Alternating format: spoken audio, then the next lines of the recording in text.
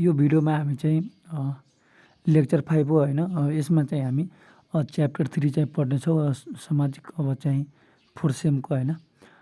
Chapter 3 मा हाम्रो दिएको छ सामाजिक तथा सांस्कृतिक परिवर्तन। हामी चाहिँ सामाजिक र सांस्कृतिक परिवर्तनको बारेमा यहाँ हेर्नेछौँ। त्यसको अर्थ पहिला हेर्छौँ अनि त्यसपछि त्यसको सिद्धान्तहरू पनि दिएको छ होइन। सो फर्स्ट अफ अल हामी चाहिँ यसको चाहिँ हामी अर्थको बारेमा चाहिँ हामी कुरा गर्छौँ होइन। भनेपछि हाम्रो यो चाहिँ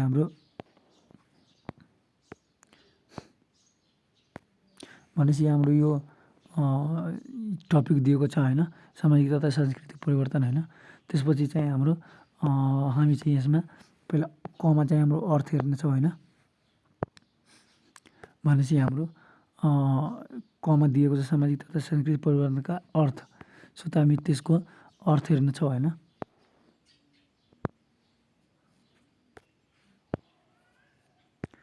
पहिला परिवर्तनको अर्थको बारेमा हामी यहाँ बुझ्नेछौँ। सो पहिलो चाहिँ हाम्रो पोइन्ट रहेको छ, विश्व नै परिवर्तनशील छ र गतिशील छ। अर्थात् विश्वमा रहेका हरेक चिज परिवर्तनशील छन्, केही स्थिर छैनन्। भनेपछि हाम्रो विश्वमा सबै कुराहरू परिवर्तनशील नै छ होइन, अस्थिर चाहिँ केही छैन होइन, सबै कुरा चाहिँ परिवर्तन भइरहन्छ। त्यसै गरी अर्को पोइन्ट रहेको छ हाम्रो अनादिकालदेखि विश्वमा केही न केही परिवर्तन हाम्रो भइरहेका छन् र विकास भइरहेको छ। त्यसैले विकास र परिवर्तन प्राकृतिक नियम नै बनिसकेका छन्, अर्थात् शाश्वत नियम हो। भनेपछि हाम्रो पहिलादेखि नै विश्वमा केही न केही त परिवर्तन भइरहन्छ होइन। त्यही भएर यो हाम्रो चाहिँ प्राकृतिक नियम बनिसकेको छ। यो चाहिँ हाम्रो पोइन्ट रहेको छ होइन। त्यसै गरी अब हाम्रो चाहिँ अर्को पोइन्ट रहेको छ,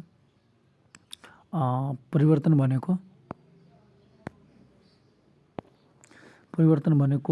वस्तुको पहिलो विशेषता, अवस्था, ढाँचा र स्वरूपमा आउने फेरबदल, फरक, भिन्नता वा अन्तर हो। त्यसै गरी हाम्रो नेक्स्ट पोइन्ट रहेको छ समय अन्तरमा कुनै पनि वस्तुमा देखा पर्ने अन्तर नै परिवर्तन हो। त्यसरी नेक्स्ट अर्को रहेको छ, यो परिवर्तन सामाजिक र सांस्कृतिक पनि हुनसक्छ। भनेपछि परिवर्तन हाम्रो सामाजिक र सांस्कृतिक पनि हुनसक्छ होइन। त्यसै गरी हाम्रो अब यो परिवर्तनको हामी पहिला अर्थ बुझ्यौँ होइन। सो अब चाहिँ हामी पहिला सामाजिक परिवर्तनको बारेमा यहाँ हेर्नेछौँ। भनेपछि सामाजिक परिवर्तन केलाई भन्ने, त्यसपछि हामी सांस्कृतिक परिवर्तन केलाई भन्ने, त्यसको बारेमा हामी चाहिँ चर्चा गर्नेछौँ। सो फर्स्ट अफ अल हाम्रो सामाजिक परिवर्तनको अर्थको बारेमा हामी कुरा गर्नेछौँ होइन। सो यहाँ हाम्रो चाहिँ सामाजिक परिवर्तन दिएको छ होइन। अब यसको हाम्रो पहिलो पोइन्ट रहेको छ, पहिलो पोइन्टको रूपमा हाम्रो रहेको छ मानव बीचको सम्बन्धको स्वरूप, ढाँचा र विशेषतामा आउने अन्तर वा भिन्नतालाई नै सामाजिक परिवर्तन भनिन्छ। भनेपछि हाम्रो मानव बीचको सम्बन्धमा त्यसको अब ढाँचा र विशेषतामा आउने अन्तर वा भिन्नता वा परिवर्तनलाई नै हामी सामाजिक परिवर्तन भन्ने गर्छौँ होइन। त्यसपछि नेक्स्ट पोइन्ट रहेको छ हाम्रो सामाजिक प्रक्रियाहरू, अन्तर्क्रियाहरू, सामाजिक सङ्गठनहरू, संरचनाहरू, प्रणालीहरूमा नै सामाजिक सम्बन्ध भनिन्छ। भनेपछि सामाजिक प्रक्रियाहरू, अन्तर्क्रियाहरू, सामाजिक सङ्गठनहरू, संरचनाहरू, प्रणालीहरूलाई नै सामाजिक सम्बन्ध भनिन्छ होइन। त्यसपछि नेक्स्ट हाम्रो अर्को पोइन्ट रहेको छ, यो मानवको सामाजिक पक्षको परिवर्तनसँग मात्र सम्बन्धित हुन्छ, व्यक्तिगत पक्षसँग हुँदैन। यो भनेपछि हाम्रो सामाजिक पक्षसँग सम्बन्धित हुन्छ, व्यक्तिगतसँग हाम्रो हुँदैन होइन। त्यसरी यहाँ म्यासिभरको अनुसार चाहिँ हाम्रो सामाजिक परिवर्तनको अर्थ के हो त्यो हामी यहाँ हेर्छौँ। म्यासिभरको अनुसार हाम्रो दिएको छ मानवीय सम्बन्धमा हुने परिवर्तन नै सामाजिक परिवर्तन हो। भनेपछि मानवमा जस्तो परिवर्तन हुन्छ नि त्यो नै हाम्रो चाहिँ सामाजिक परिवर्तन हो, चाहिँ यो म्यासिभरको अनुसार दिएको छ होइन। त्यसै गरी हाम्रो एउटा चाहिँ यहाँ चाहिँ हाम्रो कोङ्ग्रेले ड्याभिसको अनुसार हाम्रो दिएको छ होइन। सामाजिक परिवर्तनको तात्पर्य तथा त्यस्ता समस्त अन्तरहरू हो जुन अन्तरसामाजिक सङ्गठन ढाँचा बनाउट तथा कार्यमा देखिन्छ। भनेपछि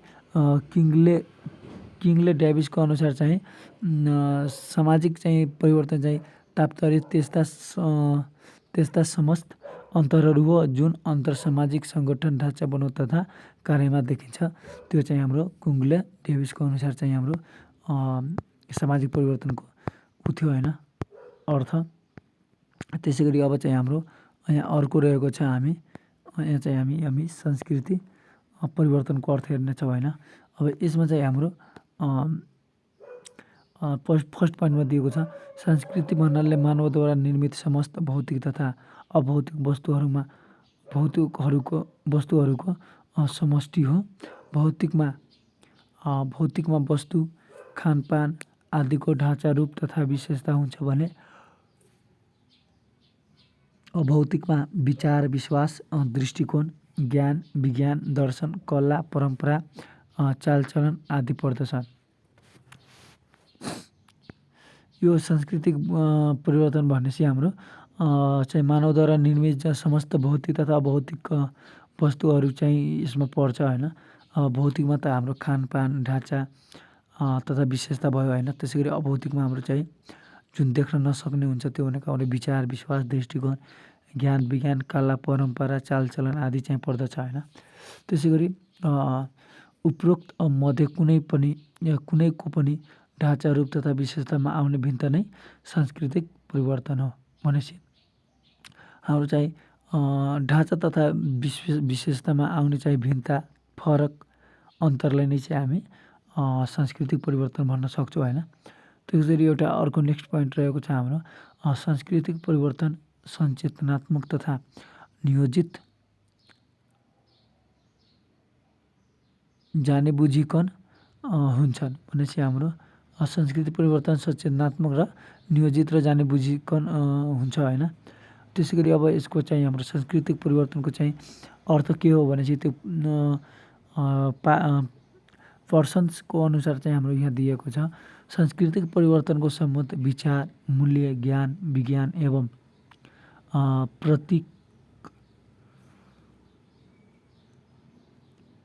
प्रतीकात्मक व्यवस्थाको परिवर्तनसँग छ चाहिँ हाम्रो। भनेपछि यसमा चाहिँ पर्सन्सको अनुसार चाहिँ हाम्रो संस्कृति परिवर्तनको सम्बन्ध चाहिँ हाम्रो विचार मूल्य ज्ञान विज्ञान एवं प्रतीकात्मक व्यवस्थाको परिवर्तनसँग हुन्छ। यो चाहिँ पर्सनको अनुसार चाहिँ हाम्रो दिएको छ होइन।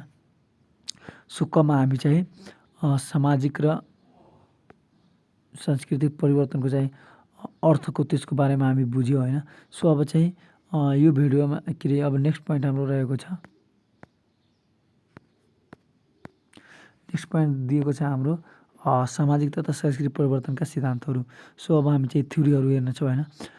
सामाजिक तथा सांस्कृतिक परिवर्तन कस्तो थ्योरीहरू दिएको छ कस्तो चाहिँ हाम्रो सिद्धान्तहरू छ त्यसको बारेमा हामी हेर्नेछौँ होइन। यसमा खासमा भन्नुपर्दा दुईवटा हाम्रो दिएको छ होइन। एउटा रहेको छ विकासवाद सिद्धान्त या त रेखीय सिद्धान्त पनि भन्छ होइन। अर्को हाम्रो चाहिँ चक्री सिद्धान्त रहेको छ। सो फर्स्ट अफ अल हामी चाहिँ विकासवादी सिद्धान्त वा रेखीय सिद्धान्तको बारेमा हामी चाहिँ कुरा गर्नेछौँ होइन। भनेपछि चाहिँ हामी यसको बारेमा चाहिँ हामी डिस्कस गर्नेछौँ इभोल्युसनरी थ्योरी और लिनियर थ्योरी। अब भनेपछि यसमा पहिलो पोइन्टमा दिएको छ बिस्तारै हुने परिवर्तनको मान्यता सरल सुरुवातबाट जटिल सभ्यतातिर बढ्नेलाई विकासवादी सिद्धान्त भनिन्छ। भनेपछि बिस्तारै हुने परिवर्तन होइन बिस्तारै हुने परिवर्तनको मान्यता। अब यसमा चाहिँ हाम्रो सरल सुरुवातबाट जटिल सभ्यतातिर बढ्नेलाई नै विकासवादी सिद्धान्त भनिन्छ होइन। फर्स्ट पोइन्ट थियो हाम्रो। त्यसै गरी अर्को पोइन्ट रहेको छ हाम्रो यसका अनुसार समाज र संस्कृति एउटा सिधा रेखामा निश्चित चरणहरू पार गर्दै सरलताबाट जटिलतातर्फ असभ्यबाट सभ्यतातर्फ र अपूर्णताबाट पूर्णतातर्फ असमानबाट समानतर्फ परिवर्तन हुँदै जान्छ। त्यसै गरी अब चाहिँ हाम्रो नेक्स्ट पोइन्ट रहेको छ यो सिद्धान्त डार्विनको प्रतिपादन गरेको जैविक विकासवादी सिद्धान्तबाट प्रभावित छ जसको व्याख्या गर्ने बेलायती समाजशास्त्री हर्बर्ट स्पेन्सरले चाहिँ समाज र सांस्कृतिक विकासको मध्यबाट परिवर्तन हुँदै चार त पार गर्दछ भने छन् होइन भनेका छन्। जस्तै कि हाम्रो जङ्गली अवस्था, पशुपालन अवस्था, कृषि अवस्था अनि औद्योगिक अवस्था, यो 4वटा चाहिँ हाम्रो अवस्था भएर चाहिँ हामी हाम्रो चाहिँ परिवर्तन भएको छ हामी भन्न सक्छौँ होइन। त्यसै गरी अब चाहिँ हाम्रो नेक्स्ट पोइन्ट रहेको छ। त्यसैले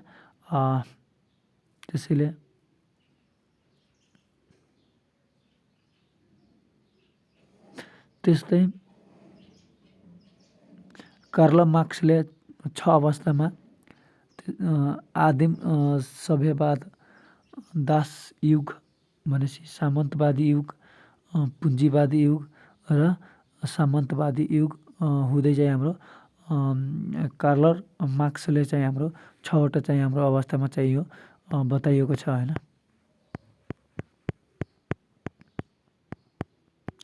सो अब चाहिँ हामी यसको हल्का अगाडिको पोइन्ट हेर्छौँ भनेपछि वैज्ञानिक सभ्यवादी युगमा समाज परिवर्तन भएको मानिएको छ होइन। अनि आर्थिक स्वामित्वको लागि हुने वर्ग सङ्घर्षको माध्यमबाट उत्पादनको स्वरूपमा परिवर्तन भई समाज एक तहबाट अर्को रूपमा हुँदै जान्छ। त्यसै गरी हाम्रो नेक्स्ट पोइन्ट रहेको छ समाज परिवर्तनको रेखीय सिद्धान्त निरन्तर अगाडि बढ्ने नियम हो। समाज र संस्कृतिको एउटा सिधा रेखाबाट क्रमिक विकास एवं परिवर्तन भइरहन्छ, यो नै पहिलो सिद्धान्त हो। भनेपछि हामी पहिलो सिद्धान्त चाहिँ हामी रेखीय सिद्धान्त हामी भन्न सक्छौँ होइन। विकासवादी या रेखीय सिद्धान्त हाम्रो चाहिँ सक्यो अनि त्यसको बारेमा हामी पढिसक्यो होइन। सो अब चाहिँ हाम्रो नेक्स्ट अर्को चाहिँ रहेको छ चक्रीय सिद्धान्त या त साइक्लिकल थ्योरी भन्न सक्छौँ हामी। अब यसको चाहिँ हाम्रो पहिलो पोइन्ट रहेको छ यसअनुसार विकास एवं परिवर्तन चक्र जस्तै घुम्ने हुन्छ। अब जस्तै पहिलाको हाम्रो रेखीयमा थियो भनेपछि एउटा चाहिँ सिधा रेखामा हाम्रो चाहिँ त्यो बढ्दै जान्छ होइन। त्यो भनेपछि हाम्रो फेरि चाहिँ तलमाथि हुँदैन होइन, पुरै अगाडि बढ्दै जाने मात्र हो होइन। तर यसमा चाहिँ हाम्रो यो घुम्ने हो मात्र होइन। साइक्लिकल भनेपछि हाम्रो त्यो निरन्तर हुने प्रक्रिया हो क्या, त्यो घुम्दै रहन्छ होइन। त्यही हाम्रो चाहिँ यहाँ भनिएको छ यस अनुसार विकास एवं परिवर्तन चक्र जस्तै घुम्ने हुन्छन् होइन। यसले चाहिँ प्रकृतिसँग जसमा जाडो गर्मी हिउँद वर्षा दिन र रात घुम्दै आइरहन्छ तुलना गरिएको छ होइन। जस्तै कि हाम्रो सालभरिमा जाडो पनि आउँछ गर्मी पनि आउँछ हिउँद वर्षा दिन रात सबै घुम्दै रहन्छ होइन। त्यस्तै चाहिँ यो हाम्रो चक्रीय सिद्धान्तमा पनि हाम्रो चाहिँ यो विकास र परिवर्तन चाहिँ घुमिरहन्छ होइन। सामाजिक र सांस्कृतिक परिवर्तनका ढाँचाहरूमा देखिने उत्थान र पतन, प्रगति र अवनति आदि एकपटक सुरु भएर घुम्दै पुनः उही अवस्थामा आइपुग्छ भन्ने मान्यता चक्रीय सिद्धान्त हो। भनेपछि हाम्रो जहाँबाट जुन स्टार्ट हुन्छ हाम्रो जुन ढाँचाहरू परिवर्तन हुन होइन, त्यो चाहिँ जहाँ स्टार्ट हुन्छ फेरि अन्तमा गएर त्यही पुग्छ होइन। चारैतिर घुमेर लास्टमा त्यही पुग्छ होइन। त्यसलाई हामी चाहिँ चक्रीय सिद्धान्त भनिएको छ होइन।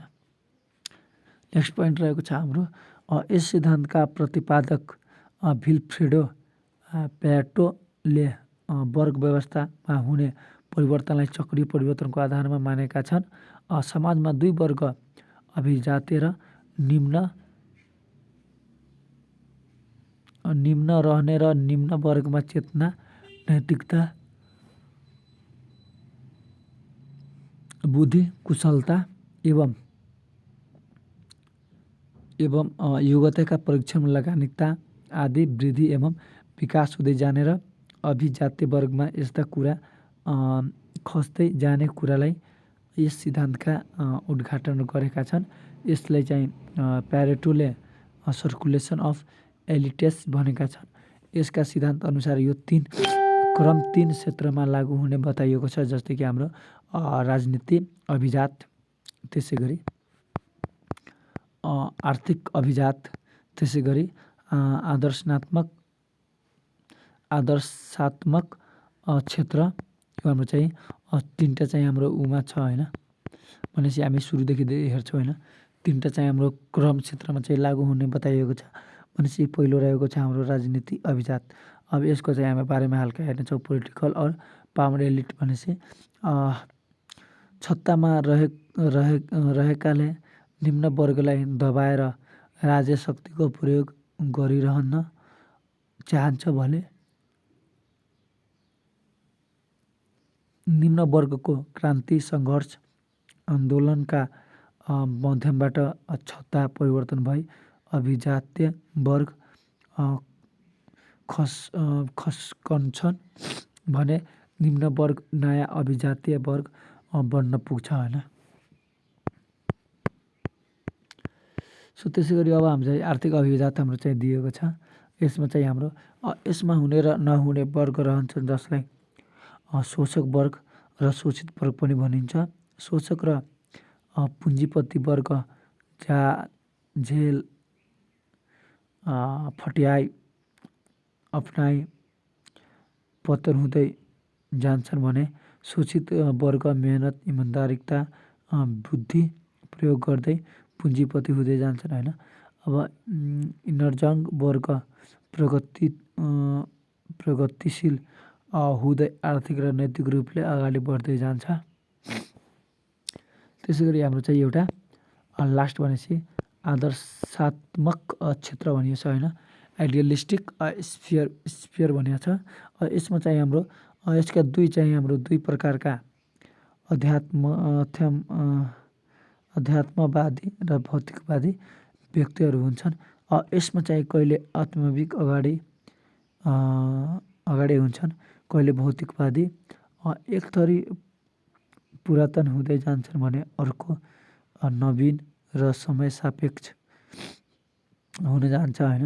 अब अर्को चक्रीय सिद्धान्तका हिमायती विद्वानले समाज 3 तह चेतनात्मक भावनात्मक र आदर्शात्मक घडीको सुई जस्तै घुमी परिवर्तन भइरहन्छन् भनेका छन्। प्रत्येक तहलाई क्षतिको प्रणालीले नियन्त्रण गर्ने र यो 3 तह नै संस्कृतिका 3 रूप हुन् भने मानेका छन्। जस अनुसार सांस्कृतिक पहिला चेतनात्मक अवस्थाबाट भौतिक तथा प्राविधिक संस्कृति भावनात्मक अवस्थामा अभौतिक सांस्कृतिक मूल्य मान्यता धर्म ईश्वर जान्छन् र भावनात्मक चेतनात्मक तर्फ घडीको सुई जस्तै दोहोरो आउने जाने गर्दा एक स्थिति पैदा हुन्छन् जसलाई